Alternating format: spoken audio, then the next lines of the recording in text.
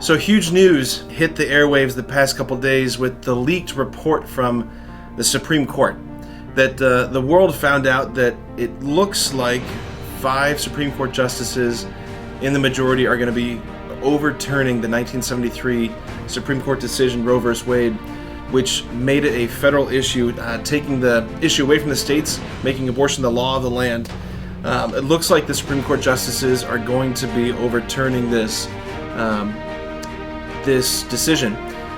And I haven't had a chance to read through the entire leaked report, but Justice Alito, his reasoning is not really based on the morality of the fetus or the morality or immorality of abortion, the personhood arguments of the fetus, the rights or goods of a mother or baby. It's not based on any of those things. His reasoning is that it was bad constitutional law, that there's no right to abortion found in the Constitution, and that which is not found in the Constitution gets left up to the states to decide for themselves. So what this means is, unfortunately, there's so many people who think that if this gets overturned, then automatically abortion will be illegal in the United States everywhere. That's not necessarily the case. I think there's about 21 states, I think, that have these sort of trigger laws that if Roe v. Wade gets overturned, then abortion does automatically, I think, get overturned in their state, becomes illegal. But there's states where that's certainly not going to be the case. So that's what this means, this leaked report, and there's been so many people talking about it, so many people weighing in on this, and never before have we seen such, divisive vitriol. It just strikes at such a deep chord in the heart of this divide in that we see in our country. It's really kind of scary, and we just have to really recommit ourselves to prayer. Here's the thing, that this issue, the church's stance on abortion, certainly there is so much in the Bible that has to do with protecting the dignity of the human person, the dignity of life. Before I formed you in the womb, I knew you. I stitched you together in secret in your mother's womb. There's so much in the Bible that, of course, supports the value of the person from the very beginning. But the church's position is not simply based on the Bible. This is not even a religious issue. This is settled science. That human life, a human person, comes into being at conception. That's what this is based on. This is settled science. And the church in this whole season right now, this very critical moment that we find ourselves in, has a very powerful voice that needs to be heard. It's the voice not just someone who's really good at winning debates, it's the voice of a mother. The church is a mother.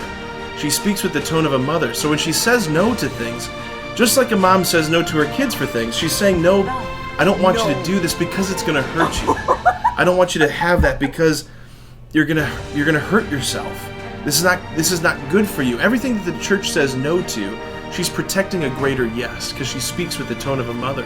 And like a mother, she wants all of her children to be reconciled. So right now, it's so easy to begin to think of those people who are shouting and screaming, foaming at the mouth with anger that the Supreme Court would be thinking of overturning this. Those people are not the enemy. Abortionists are not the enemy. Pro-choicers are not the enemy. The enemy is the enemy.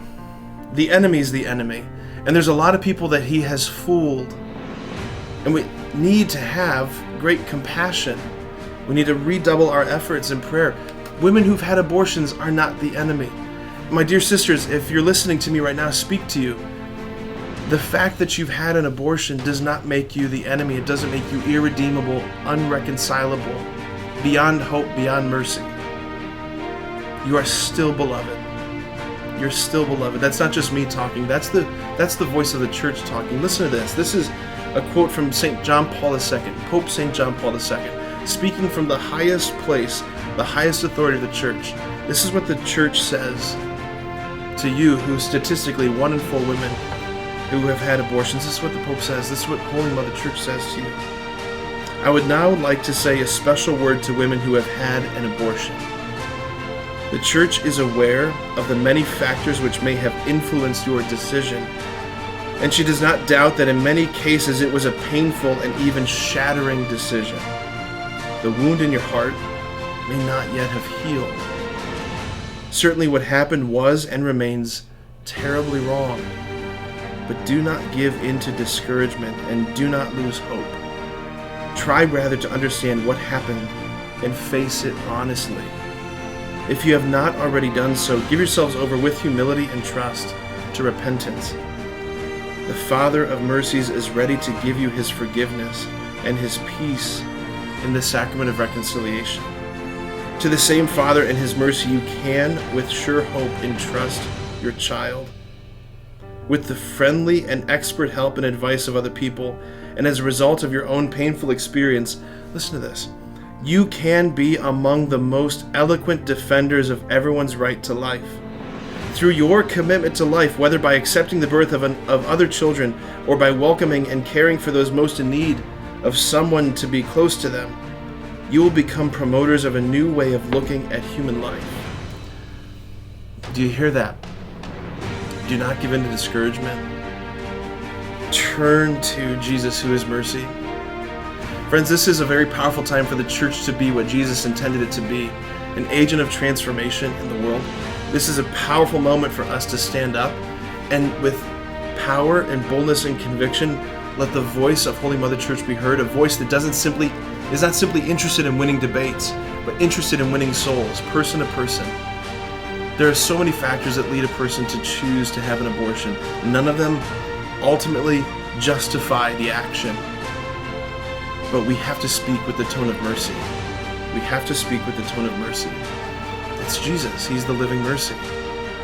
The enemy is the enemy. So right now in our country, as things heat up, it's our Christian duty, our Catholic duty, to be more before the Blessed Sacrament, praying our rosaries more, praying, fasting, protecting, asking the Lord to protect those Supreme Court justices, that once again we would be a land where all life, born and unborn, would be recognized and protected. Thanks.